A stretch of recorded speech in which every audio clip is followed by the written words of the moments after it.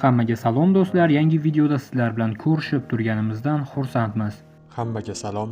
Bugun biz Kinomyu kanali bilan birga O'rgimchak odam 4 filmini spoilersiz tahlil qilamiz. Siz ham film haqidagi shaxsiy fikrlaringizni kommentariyada yozishingiz mumkin. Chunki har bir odamning fikri juda ham muhim. Men esa o'z fikrimni aytaman. Bu O'rgimchak odam haqidagi eng qiziqarli filmlardan biri bo'ldi. Men ham o'z fikrimni aytaman. Bu film bir tiyinga arzimaydi. What? Avazbek, Yo'q, mana siz aytdingiz-ku, har bir odamning fikri muhim deb. Mana mening fikrim, film menga yoqmadi. Uzr so'rayman hurmatli obunachilar, hurmatli muxlislar, lekin to'g'risi film menga yoqmadi. Nimaga hamma maqtayotganini tushunmayapman. qanaqadir nostandart boshlanish bo'ldimi? Masalan, nimasi sizga yoqmadi? Syujetmi, grafikami? Hammasi. Masalan, grafikadan boshlasak, bu nima ahvol? Ko'p narsalar xuddi sun'iy ong bilan ishlangandek. Bilasizmi, birinchi marta treylerni ko'rganimda nima deb o'ylaganman? Sun'iy ongda yasalgan treyler deb o'yladingiz. Sun'iy ongda yasalgan deb o'ylaganman. Haqiqiyligiga ishonmaganman o'sha treylerni. Filmda ham xuddi shunday. Bir tomondan hech qanaqa muammo yo'q, lekin baribir grafikda nimadir noto'g'riligini sezib turasiz. Tomosha qilayotganingizda ekrandagi narsa haqiqiy emasdek tuyuladi. Mana shu narsa menga yoqmadi. Aha, bu o'zi hozirgi kunda jiddiy muammo. Avazbek, shunaqa narsa borki, ko'p marta sun'iy ongda yasalgan videolarni ko'rganimizdan keyin haqiqiy tasvirlar ham sun'iy ongga o'xshash tuyuladi. Buning ustiga filmda ranglar ancha yorqin va quyuq. Vizual tomondan bu film Marvelning avvalgi filmlaridan ancha farq qiladi, balki shu narsa sizga xuddi sun'iy ongni eslatgan bo'lishi mumkin. Yo'q, balkim aytganingizdek ranglar menda shunaqa taassurot hosil qilgandir. Chunki chindan ham filmda ranglar ancha yorqin, xuddi bo'yoq bilan qayta bo'yalgandek har bitta sahna. Hamma ranglar ancha quyuq, xuddi yangi Superman filmidagidek. Ha, siz esa 2013-yildagi Po'lat odam filmining muxlisisiz. Lekin men tan olaman, yorqin ranglar bu yaxshi narsa. Faqat haddan ziyod yorqin qilinsa ham bu unchalik chiroyli ko'rinmas ekan. Filmda ranglar chindan ham yorqin, lekin menimcha haddan ziyod yorqin emas. Albatta hammaning o'z didi bor, lekin filmdagi sahnalar sun'iy ong bilan ishlanmagan. Chunki biz ularni suratga olish jarayonini ko'rganmiz. Ya'ni o'sha sahnalar aslida haqiqiy, shunchaki ular juda tiniq va chiroyli chiqqani uchun bizning ongimiz ularni sun'iy intellekt ishlagan deb qabul qildi. Mana shu narsani maqtasa arziydi. Filmda juda ko'p sahnalar o'ta tiniq va chiroyli, ayniqsa O'rgimchak odamning to'ri yordamida uchishi bu filmda juda chiroyli ko'rsatilgan. Bu borada fikringizga qo'shilaman. O'rgimchak odamning to'ri yordamida uchish sahnasi juda chiroyli chiqqan. Menga juda yoqdi. Lekin hali ham bitta narsani tushuntirishmadi. Bu to'rlarga keyin nima bo'ladi? Ular binolarning derazasiga yopishib turaveradimi? Eslatib o'taman, O'rgimchak odamning to'rlari super mustahkam, ularni tozalash qiyin. Masalan, agar birorta qush yopishib qolsa, bo'ldi, tamom. Agar bahaybat kaltakesak bu to'rlarni uzolmayotgan bo'lsa, kabutarda qanaqa imkoniyat bor? Bunaqada butun Nyu-York o'lik qushlarga to'lib ketishi kerak.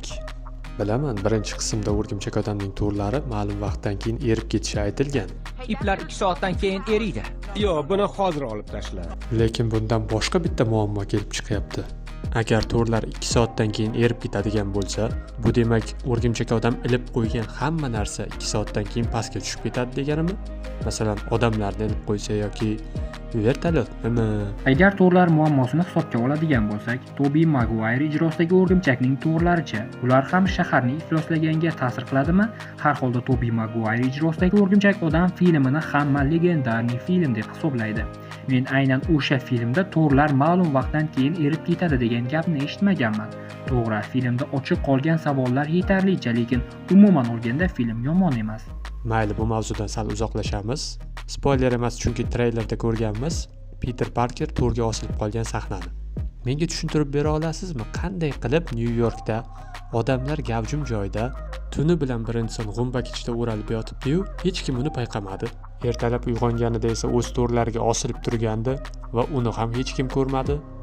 Menimcha bunaqa vaziyatda kimdir uni aniq ko'rishi kerak edi.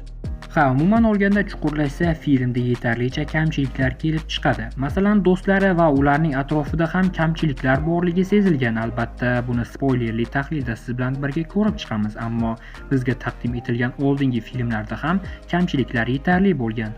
Oddiy javob bo'lgan savollarga qahramonlar uzoqdan javob izlashgan. Ha, yana Qasoskorlar cheksizlik jangi filmidagi Titandagi sahnani aytmoqchisiz. Tanisni qo'lini chopib tashlashmaganini. Tan olaman, Qasoskorlar 3 filmida kamchiliklar bor. Lekin u kamchiliklar bilan bu kamchiliklarning farqi bor-da. Katta kartoshka bilan kichkina kartoshkani solishtirmaylik. Mayli, keling, bir savol. Qachondan bunaqa ideal filmni talab qiladigan bo'ldik? Sizga yoqqan o'sha Po'lat odam filmning ham kamchiliklari ko'zga yaqqol tashlanib turadi. Masalan, keltirib o'taman. Yonib turgan odam sizni kelib qutqardi, ammo shu bilan hamma uni unutdi. Nega? Chunki shaxsi aniqlanmadi. U o'zini qanday yashirdi? Chunki Superman ko'zoynak taqib yuradi. Xo'p, mayli, kamchiliklar bor. Hamma filmlarda ham kamchilik bo'ladi, buni tushunaman. Lekin O'rgimchak odam filmidan men o'zim kutgan narsani ola olmadim. Avvalgi qismlarda O'rgimchak odam har xil super texnologik kostyumlarni ishlatardi. Bu bir tomondan zo'r, lekin boshqa tomondan bu Peterni mustaqil emas degan fikrni uyg'otardi. Uyga yo'l yo'q filmining oxirida u o'ziga yangi kostyum tikkanida men xursand bo'lgandim, juda xursand bo'lgandim. Nihoyat oddiy kostyumdim. Xuddi Tobey Maguire va Andrew Garfieldek. Lekin O'rgimchak odam 4 filmining treylerida biz mana buni ko'rib turibmiz. Ya'ni bu kostyumga ham sun'iy ong va yana boshqa bir nimalar ulangan. Tom Hollandning O'rgimchak odami men uchun eng nomustaqil O'rgimchak odam bo'lib qolmoqda. Bundan tashqari, har doimgidek filmga boshqa qahramonlar ham qo'shilgan. Xuddi qiziqarli film yaratish uchun O'rgimchak odamning o'zi yetarli emasdek. Masalan, meni bu filmda ko'proq Hulk qiziqtirdi. Marvel Hulkning muxlislarini ham filmga jalb qilish uchun, filmga ko'proq ko'rilishi uchun va ko'proq pul ishlash uchun filmga Hulkni qo'shishdi. Menimcha bu g'irromlik. Xuddi masalan, men o'zimni kanalimdagi video ko'proq ko'rilishi uchun boshqa bitta kanal egasini videoga qo'shsam, shoshmang. Adashdim. Yo'q, g'irromlik emas ekan, o'ylab qarasam. Hulkni filmga qo'shish g'irromlik emas. To'g'ri, Peter qo'shimcha texnologiyalarsiz deyarli ishlay olmasligi bizga odat bo'lgan, lekin degan joyi ham bor. Ko'rib chiqishimiz kerak. Hozir texnologiyalar asri ekanini hisobga oladigan bo'lsak, kapitanning qalqoni texnologiya bilan o'ziga qaytadigan qilib jihozlangan. Undan tashqari, biz bilgan Marvel qahramonlarining deyarli barchasi ma'lum bir texnika bilan ta'minlangan. Bizning mehribon daho Tony Starkimiz tomonidan. Demak, Peterni ayblash noto'g'ri. Shunchaki qolgan O'rgimchak odamlarda daho va milliarder vasiylar bo'lmagan. Shunday ekan, texnika bu yerda kamchilik bo'la olmaydi. Bunga biz o'rganib qolganmiz. Hulkga kelsak, u gamma nuriga bog'liq bo'lganligi sabab ham filmga qo'shilgan. Peterga Banner yordam berishi uchun. Undan tashqari yana bir nimalar bor, bularni spoilerli tahlilda aytaman. Ha, mayli. Tan olish kerak, filmning kamchiliklari bilan birga zo'r tomonlari ham ko'p. Filmni tomosha qilishdan zavq oldim deya olamanmi? Ha, aniq zavq oldim. Va menimcha muhimi shu. Biz filmni ko'rib dam oldik, maza qildik va balki nimanidir o'rgangandirmiz ham. Demak, film o'z vazifasini yaxshi bajaryapti. Lekin baribir menga O'rgimchak odamning avvalgi qismlari ko'proq yoqqandi. Ha, filmda kamchiliklar bor, ko'zga tashlanadi, ammo biz filmni kamchiliklarni topish uchun ko'rmaymiz, balki filmdan zavq olish uchun ko'ramiz. Shunday ekan, filmdan kamchiliklarni izlashimiz shart emas. Keling, dublajga ham ozgina to'xtaladigan bo'lsak, bu filmda Abdulxoliq Xo'jayev Peter Parkerga ovoz bermadi, ya'ni doimiy Peter Parkerning ovozi boshqacha bo'lib jaranglayapti. Lekin bu degani yomon degani emas. Albatta, filmni kinoteatrga borib ko'rishimiz shart, chunki o'zbek tilini qo'llab-quvvatlashimiz kerak. Kassa yig'imi boshqa filmlarning o'zbekchada dublajda ketishiga sabab bo'ladi degan gap yo'q, lekin albatta shu narsa bo'lsa, ya'ni yaxshi kassa ko'rsatib bera oladigan bo'lsak, albatta keyingi filmlar ham balki o'zbek tilida yurtimiz kinoteatrlarida namoyish etilar. Diyorbek Ibragimov yaxshi ovoz bergan, lekin bilmadim Abdulxoliq Xo'jayev nimaga chaqirilmagan. Agarda chaqirilganda, menimcha film yanada boshqacha hissiyot bergan bo'lar edi va balki kassada yana ko'proq daromad bergan bo'lar edi. O'zbek tilidagi seanslarda kassasida. Hozir ham yomon kassa bergani yo'q.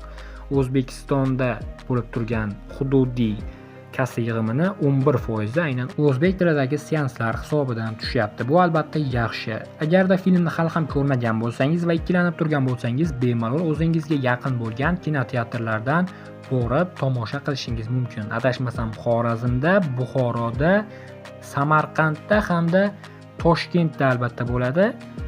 Menimcha Namanganda ham o'zbek tilidagi seanslar mavjud. Agarda sizning ham viloyatingizda bo'lsa, albatta izohlarda yozib qoldiring. Men bilganlarim aynan shular.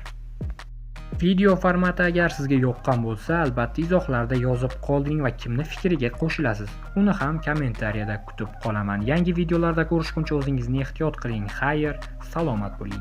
Barchangizga mustahkam sog'liq tilagan holda xayr deb qolamiz.